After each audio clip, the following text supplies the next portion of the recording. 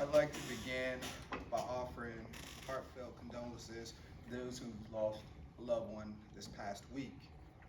I'd also like to offer a speedy recovery to our brother in Brown with the Sheriff's Office, who was injured while assisting us in getting violent criminals off our streets.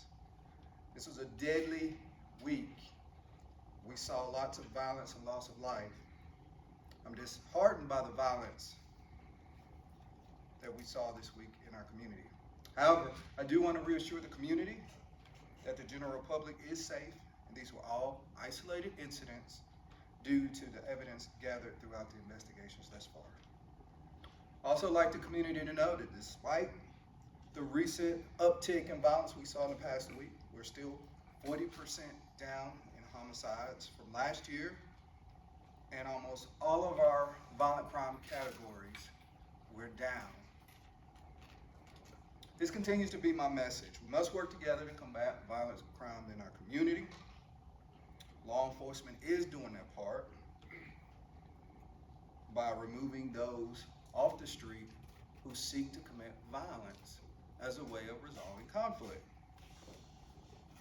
We must report information in law enforcement proactively, and we have to work to resolve our issues peacefully. As an effort to continue our commitment to public safety, and in conjunction with our partners at the Forsyth County Sheriff's Office, effective immediately, we'll be increasing saturation patrol throughout our city. In addition to our already saturation, which is our foot patrols, our downtown augmentation, bike patrol, etc. I will now invite our Sheriff Kimbrough, up to speak more on our saturation patrol efforts, as well as provide remarks.